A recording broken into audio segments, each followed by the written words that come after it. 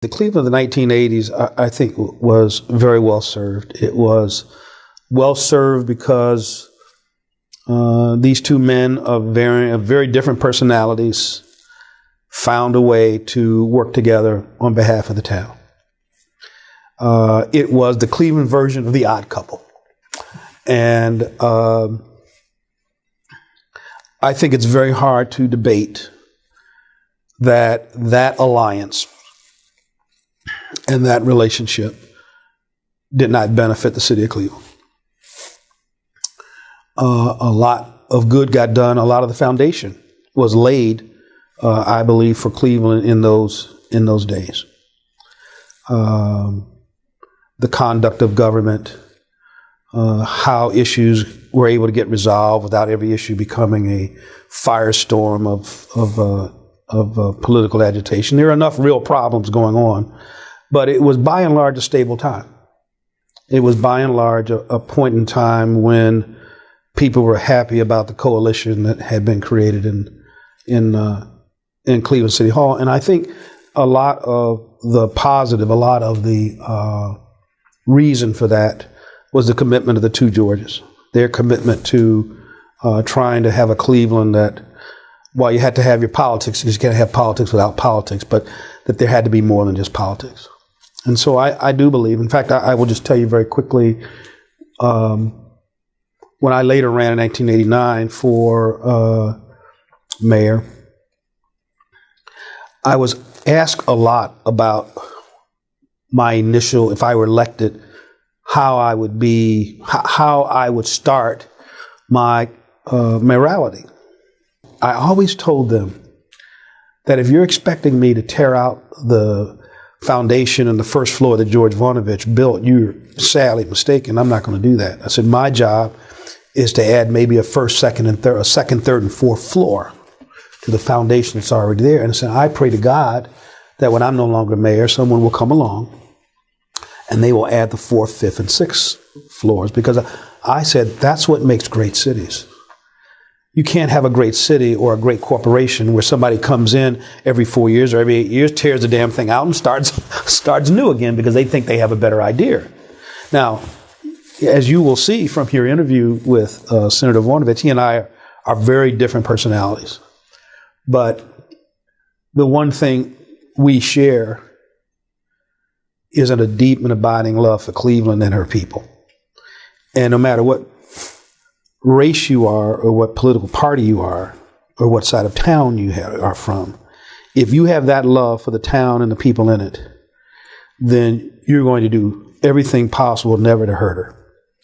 And so it was that core philosophy that I think has allowed us to, remain friends and also to try to do the best we could on behalf of the city. So talk about the 1989 election for mayor. Oh, my God. The 1989 election. I think the slogan for most people for my campaign was, Mike White, are you kidding?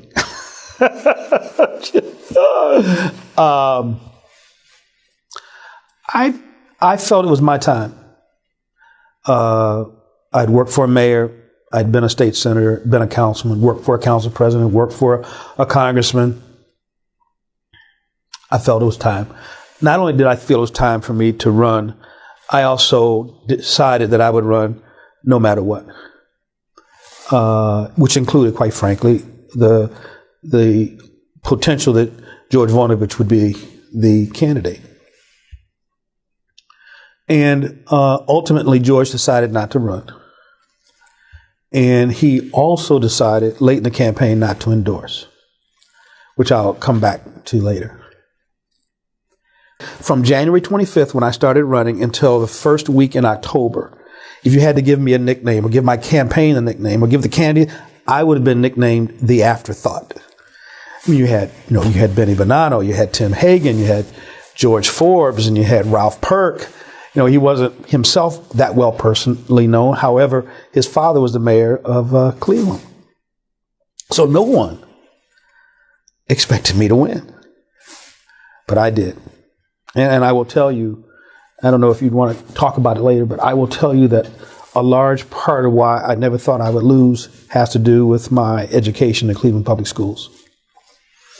It was a tough campaign. No money. We ran the campaign out of an apartment in an apartment building I owned. We had 5 students, for some unknown and crazy reason, from Oberlin. They all graduated, and instead of going to Disneyland, they decided to spend the summer with me, living in that apartment. Men and women living in that apartment above the office, and they worked 7 days a week to campaign with us. And the only thing I can tell you about the campaign is, if you were to ask me why I won, I think I won for 2 reasons. One, I think my 5 points that I talked about for 11 months were the 5 things that I felt were important to Clevelanders, but that Clevelanders felt were important to Clevelanders. So we were able to get a connection. I had to say it for 11 months before they heard me, but I did that. And secondly, my parents and my uncles and my family and the bosses that I've had have all instilled in me, especially my dad, instilled in me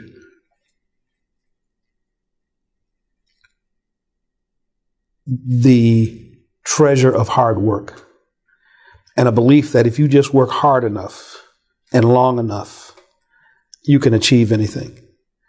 And for these 61 years, I've abided by that, and it's never failed me. In fact, Michael, in August, here I am. I campaigned starting in January. I'm running my butt off 7 days a week. In August, George gets in the race, and all of a sudden it's George's race to lose. So I was interviewed. Of course, I'd be interviewed. How are you going to defeat George Forbes? And I have never told him this, but it was at that moment, if he had listened to me, that he should have either gotten out of the race, or if he had taken the advice, he would have beaten me. But I don't think he could do what he needed to do. And that was, he said, well, how are you going to beat George Forbes? I said, very simple. I'm going to work him into the ground. I said, while he's sleeping, I'm going to be working. While he's eating, I'm going to be working. While he's going to church, I'm going to be working. While he's in meetings, I'm going to be working. While he's thinking about what to do next, I'm going to be working. And so for 20 hours a day, 7 days a week, I was somewhere telling a Clevelander why I wanted to be their mayor. And ultimately, I think it was the viewing of my work ethic and the listening of my hopes and aspirations that allowed me to be successful. And that campaign kind of was a curing agent. You lay concrete and you put curing over it. Kind of cured my beliefs in the goodness of hard work and sincerity and honesty in your dealings with the public. And it was that hard work. And it was a group, by the way, 7 people. If people thought there were 200 people in my basement every Sunday trying to, get me elected, there were 7 people. Plus, I was one of the 7. There weren't hordes of people.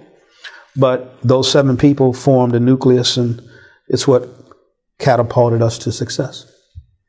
Okay, so you're elected mayor, and immediately there are major issues that you have to confront. Yes. Immediately, the Cleveland Indians are threatening to leave Cleveland. Yep. So talk about that. I get a call from the then governor who's about the Indians, from Governor Celeste. And he is talking about how the Indians are thinking about leaving Cleveland. And would I be, by the way, I should tell you before I go on that I'm not a sports person.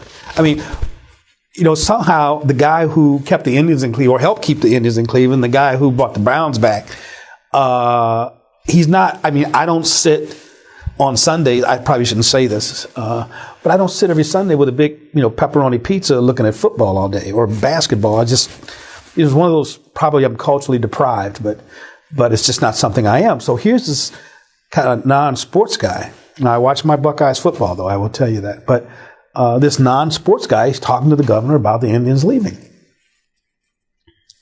And so I hear him out.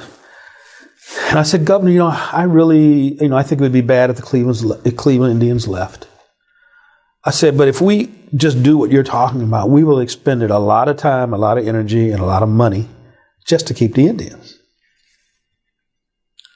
I said, how about a deal where we keep the Indians and we get the Cavaliers back? And he says, I don't understand. I said, well, we could develop a footprint large enough to put the baseball stadium and a new basketball arena right next to each other and then create an entertainment district. And I don't know whether it was in a subsequent conversation or that conversation, but he bought into it. We then had a meeting with the business community. We coined, you got to have a symbol, you got to have a motto, you got to have a name. We couldn't do it on toilet paper this time, but we came up with Gateway, kind of a gateway to the Prospect area, which had, as you may know, have just been inhabited mostly by ladies of the evening. And we went out. Here I am, a brand new, young, no gray hair, by the way, mayor.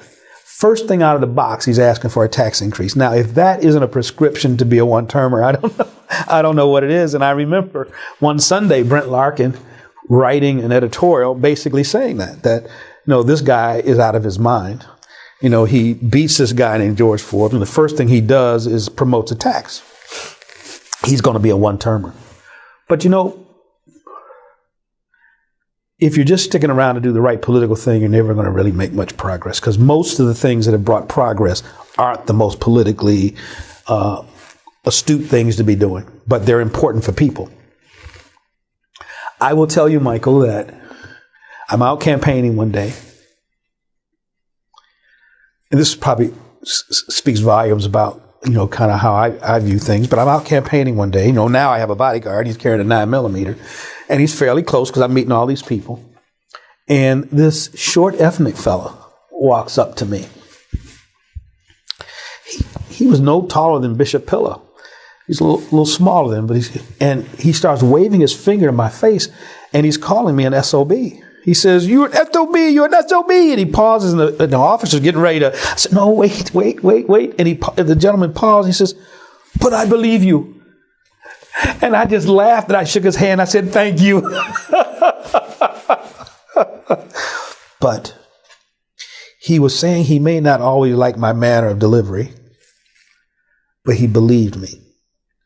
And sometimes it's better to be believed and to have people who know that he will never lie to me. I may not like how the messenger delivers it, but he will never lie to me. I think that's an important relationship to have. And it was that kind of relationship that I had with, I think, the vast majority of Clevelanders that stood me in good stead. They knew that I might be saying some tough things to them from time to time about challenges we would have, but they always knew that no matter how bad it sounded, it wasn't a lie. And it was the best I could tell them at that moment. And I think, everybody wants to be loved and everybody wants to be liked, especially politicians. We really want to be loved. But I've always felt that it's also important to be believed and to be trusted. To know that no matter how bad it is, I'm never going to lie to you. I'm never going to deceive you. I'm never going to put my own future in front of yours. And I think one of the reasons I was able to achieve that is not just because of my personality, but because I never wanted to be anything but mayor. And people thought it was so strange after 3 terms that I got out, and I told Leon Bibb, I said, Leon, I've been telling you all for 12 years, I just wanted to be mayor. I didn't want to do anything else. I really don't like politics. But it's easy when you're not thinking about what you're going to be next. You can really have a great relationship and a very honest relationship with people. So make a long story short, we won Gateway. And it was, Gateway, you look at Gateway and you could talk about all the things that Gateway did. But for me, it did something far more important. It was the first time in a long time where we had talked and succeeded. They could touch it, seal it, see it, feel it, take a picture of it. We did it. We didn't just not one of those things on the 5 o'clock news, we're going to do. It wasn't a going to do. It was a we did. We accomplished this. And you goes back to the point, Michael, you raised earlier. That was a epic moment for the region. It was not just Clevelanders saying, God, look what we did. It was the region saying, we did this together. And I think Gateway launched in the minds of others the art of the possibilities. Just as an aside, there wasn't enough money to build Gateway when they dug the hole. The morning the bulldozers got started, Tom Schimmer called me and said, Mayor, the bulldozers are here. I said, that's great. He says, we're digging the hole. I said, that's great. He said, but Mayor, we don't have enough money. I said, Tom, dig the damn hole. He said, pardon me? I said, dig the hole. Nobody's going to stop it. We will find the rest of the money. It was probably $20, $30 million, but we found the rest of the money. We built Gateway. But part of progress is taking risks.